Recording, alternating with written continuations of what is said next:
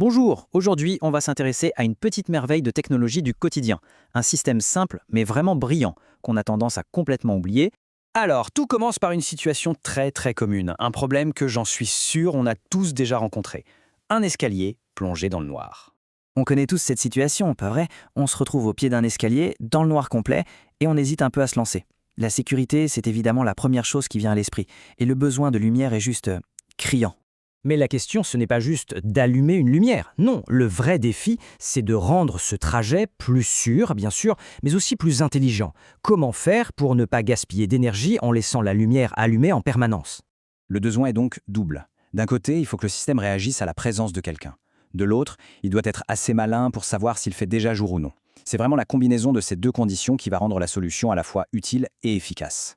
Bon, alors, comment ça marche concrètement?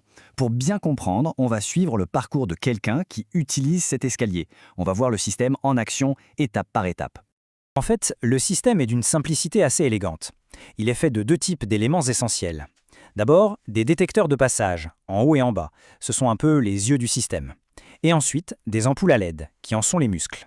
Les yeux disent simplement aux muscles quand il faut s'activer. Prenons le cas d'une montée, par exemple. D'abord, le système vérifie la condition de base, est-ce qu'il fait nuit? Si la réponse est oui, il se met en veille. Dès que quelqu'un passe devant le détecteur du bas, hop, l'action est lancée.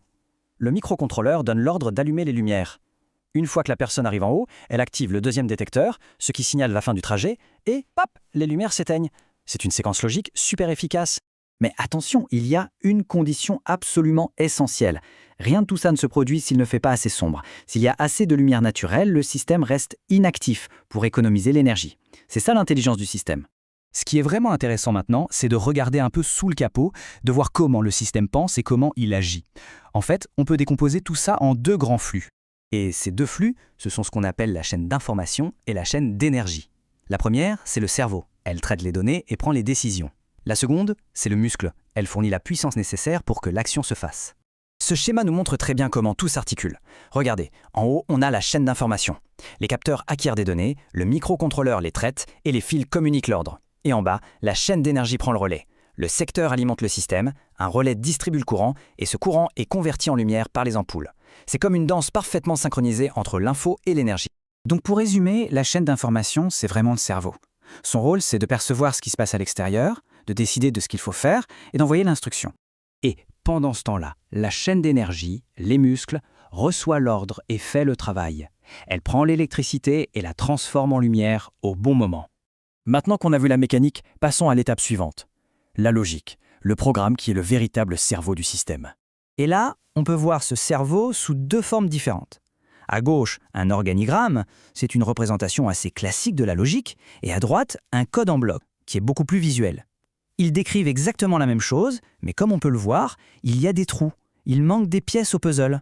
Alors la question est simple. En se basant sur tout ce qu'on vient de voir, comment est-ce qu'on pourrait remplir ces blancs pour que le système fonctionne parfaitement, que ce soit en montée ou en descente?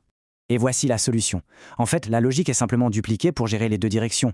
Que l'on arrive par le bas ou par le haut, le processus est identique. D'abord, le système vérifie la luminosité, puis il attend une première détection pour allumer, et enfin, il attend la détection opposée pour éteindre. C'est une simple série de commandes du type si, alors, mais qui, mises ensemble, crée un comportement vraiment intelligent. C'est génial pour un escalier. Mais qu'est-ce que ce petit système, tout simple, nous apprend finalement sur le monde qui nous entoure? Eh bien, il nous apprend que ce principe simple en 3 temps, détecter, traiter, agir, c'est la boucle fondamentale, c'est l'ADN de la quasi-totalité des systèmes automatisés qu'on utilise tous les jours. Cette même logique, elle est partout.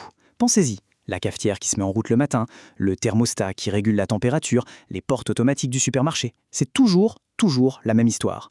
Alors la prochaine fois que quelque chose se déclenche tout seul autour de vous, essayez de vous poser la question, quelle information vient d'être détectée ? Comment a-t-elle été traitée et quelle action a été déclenchée? On se rend compte que ce petit escalier, en fait, c'est une excellente porte d'entrée pour comprendre une grande partie de notre monde moderne.